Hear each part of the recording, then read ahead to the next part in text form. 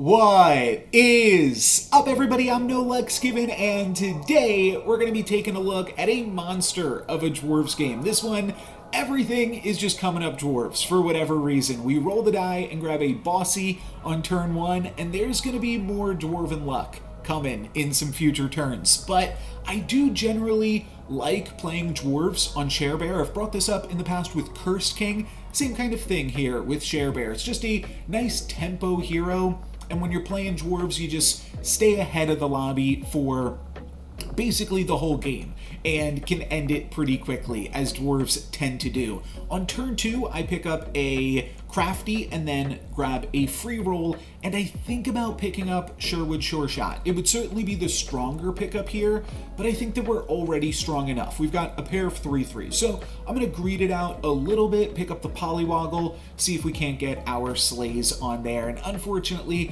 the way that those attacks worked out, we did not get the Slay with Polywoggle, but we will get to pick up some more Dwarves this turn, and I'm actually going to roll rather than pick up the Tiny, because I don't really care about Tiny, even if I'm playing Dwarves, even if I have the Bossy. It's not super exciting to me, but I am excited to pick up a Cinderella. So I roll, pick up a Cindy, and then I'm just going to cast Forbidden Fruit, take some damage, and tick down Cinderella 1. That way we can get a little bit closer to those treasures and start pumping up the Crafties. On this turn, like I like to do, I'm going to put Polywoggle in slot 4, so that way we don't slay with it this turn, and then we can try to slay with it next turn going into 3.0, or on 3.0 rather. So that way we can find a level 4 character off of that potentially. We are going to find a treasure here if we want to pick up the Crafty, but we might not want to. There's 2 characters in the shop that give Econ. So I think it would actually be better to just pick up the Lucky and pick up the Ogre Princess for now, and then lock onto the Crafty. Next turn I'll pick that up, and if I were to pick up the gold that we have. We've got 6 gold for the turn because we're Sharebear. Just makes more sense to buy 2 3-cost characters rather than take the Crafty, skip the treasure, sell the Polywoggle or something weird to be able to afford the Ogre Princess and the Lucky here. But I want to grab those as quick as possible, and I said there was going to be some Dwarven luck in this one. We're going to slay with the Polywoggle. That's going to turn into Fanny. So the Dwarven luck is definitely here in this one, and then I'm going to triple up on Crafty and complete that treasure. And I think about just taking Monster Manual. It's good with the Ogre Princess, and it's also good with the Mummy that we have basically for free right now in the shop. So even though Monster Manual isn't really a Dwarves treasure, I did say it was going to be a monster of a Dwarves comp. We're kind of doing some monster things here too, and picking up some monsters along the way. And Ogre Princess with Monster Manual, kind of just a classic combo. Get that scaling and continue to just grab more Econ. That's what we need right now, right? We need more Econ as Sharebear, so that way we can continue to steamroll this game. Earthquake is going to allow Ogre Princess to grab a Slay there. Polywoggle for my opponent, also going to grab a Slay, but we also hit my opponent for 7 damage. So a pretty good turn there. And then Ogre Princess, a Princess White. So that is a pretty good one. That was almost a tongue twister there. Wasn't intentional. And then we're going to make 2 more treasures this turn. I'm going to grab a Bossy triple. Gotta go for the Skipping Stone, because we're also going to be able to use this Genie's Wish to triple our Cinderella, or upgrade our Cinderella. And from there, you know what I could use? A little bit more Econ. We're going to pick up a Spinning Gold going into 4.0. This is a fantastic setup. We are at 30 health. We're actually in 5th place right now, surprisingly, but I feel like we're currently winning. We're so strong.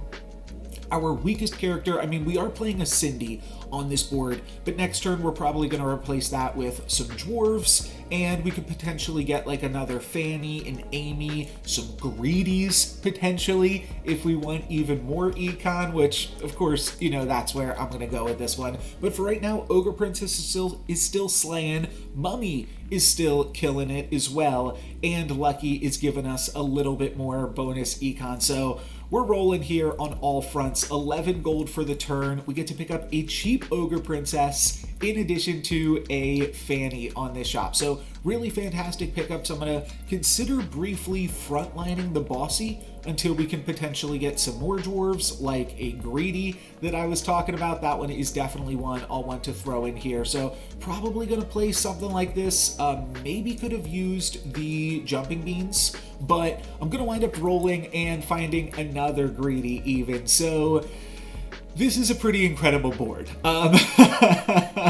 I'll wind up cutting the Ogre Princess for the Lucky because we do have the upgraded Bossy, so Lucky is still pretty big, and I want to play my Fannies in slot 5 and 6 so that way Bossy can go in slot 7. So it doesn't really make sense to put an Ogre Princess in slot 4. That's where you put things that aren't trying to slay, and we're just gonna reorder our board like this. But this is pretty incredible. Some absolutely massive Greedies. That's gonna give us a pretty large econ lead. I do think that we'll wind up taking a little bit of damage on this one. Yeah, we will. But that's okay because we're also walking away with a bunch of cash. 4 extra gold this turn, plus a cheaper Greedy pickup, and now we get to take another treasure and activate that Skips puzzle rune. So I gotta take something here. Ugly Gosling Helm could be okay, but Moonsong Horn and Gloves of Thieving both give econ. So I'm thinking about picking up Moonsong Horn. I'm eventually actually going to go with Gloves of Thieving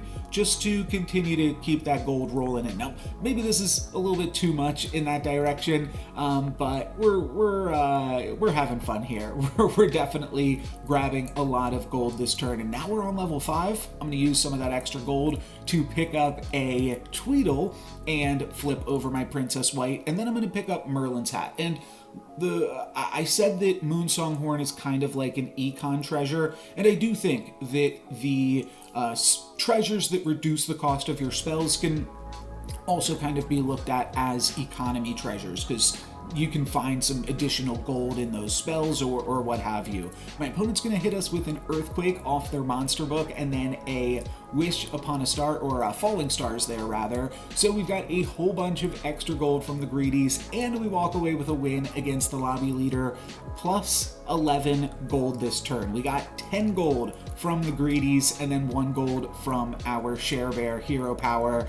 And we're going to put it to pretty great use. So I'm going to pick up a treasure map on this turn, and we currently only have a Tweedle. But I'm going to try to find, there's 2 really powerful tier 5 dwarves. We've got Tweedle and we've got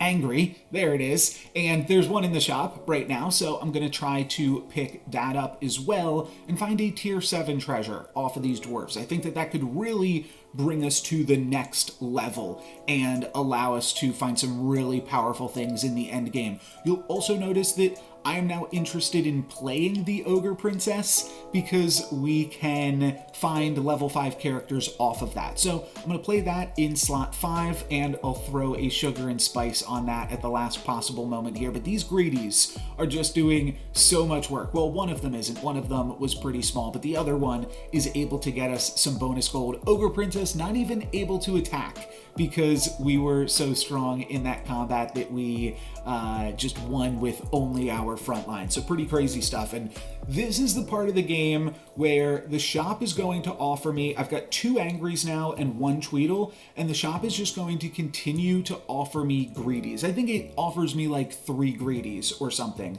But what I'm really looking for, I don't want to triple Greedy, grab a tier 6 treasure. I think that would be a waste. There's Greedy number 2. I think that we are just ahead enough that we should be greedy and not be picking up Greedies. We should be looking for a tier 7 treasure at this point in the game. I am going to be a little bit greedy on the board though, and try to grab as much gold from these combats as I possibly can. I'm going to try to play all 3 Greedies as well as my Angries, just so that way we're potentially grabbing as much potential econ. I am going to support the Angries first, and then those will give the Greedies some additional stats there. And you'll see that going into 6.0, we now have 22 gold, so just incredible stuff here. There's Greedy number 3, gonna pass on that one as well. It is worth casting the Drink Me potions because they could potentially find lucky coins or free rolls or something.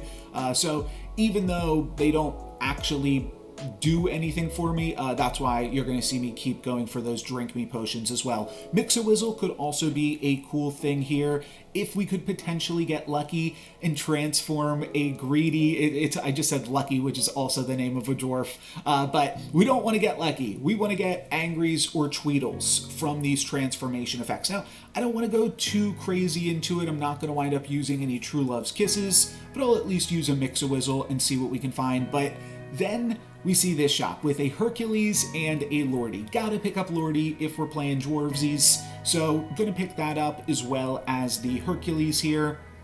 And I think this is the best board that we can play. Still one upgraded greedy, hang on to our pair of Angries and our pair of Tweedles on the bench to potentially make use of that treasure map. And then we also grabbed the Hercules. And just as a reminder, we're still 2 XP up on the lobby, rest of the lobby on 5.1 here. And when I say rest of the lobby, well, there's only 3 other players left. I'm going to pick up another Lordy, and then I will fire off a lightning bolt against Loki, and I believe, yes, that here we find the Tweedle pickup. So going to move some things around to set up for that, and then I'll grab onto that, and this gives us our tier 7 treasure. Options are Black Prism, not super great with Dwarves. Round Table, also not great with Dwarves. It does something with Tweedle, but not anything particularly impressive. But Excalibur could be fun. That'll allow us to grab some upgraded Lordies, upgraded Echo Woods, as well as potentially upgraded Tweedles or something like that in the future. So that seems like a good direction to go in. I do feel like I don't use Excalibur enough, but I think that this is a great time to use Excalibur. We are like near the end of the game, so there's not that many more treasures that I'm looking to pick up, and I'm looking to just deal damage now, maximize my damage every turn, and potentially knock some players out of the lobby. So that's the plan. Greedy is going to get us a little bit more cash yet again, so we've got 19 gold this turn, and Hercules also activated, so that's sweet as well. I do think about just taking the Embiggening Stone, kind of fun with Excalibur. Then you've got upgraded characters with +10, though Pandora's Box, I mean, I just never pass Pandora's Box. We said it yesterday. It's always just a lot of fun, and now we are setting up for some big stuff, and I do like at least consider something like Good Boy, but I'm just going to roll for Lordies and Echo Woods for this turn, and could even consider some Masquerade Balls. It's kind of like a roll that's just a little bit more expensive, and you're getting like slightly higher leveled characters, but just going to wind up rolling. There's a comp right there, Baba Yaga plus a pair of upgraded Jormungand's. What else can we find though? Okay, Lucky Coin, Golden Chicken's good, that's some free econ, and then I just wind up picking up the Great Pumpkin. We're basically out of time on the turn. Maybe Great Pumpkin will do something if we get Pandora's Box into a World Tree or something, but yeah, I just didn't have any time left on the clock. There were a lot of things to think about in all of those shops there. And the Pandora's Box is actually going to give us World Tree. So we are going to be able to make use of that pumpkin. We'll also be able to make use of this Echo Wood, and we could even make use of Bear Stain here. We could use Bear Stain to pump up a Tweedle that we summon.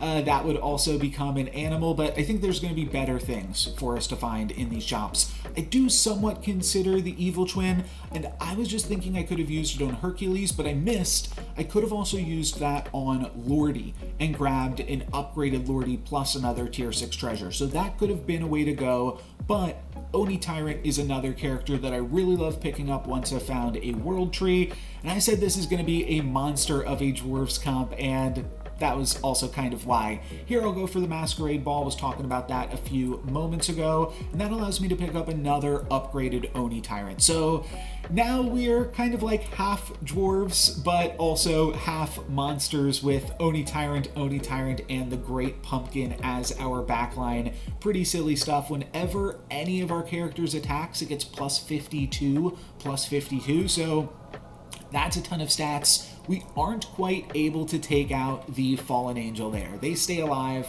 and then we just wind up rolling. I do pick up another Lordy here, and It's tricky because we already have, like, we don't have that many slots left.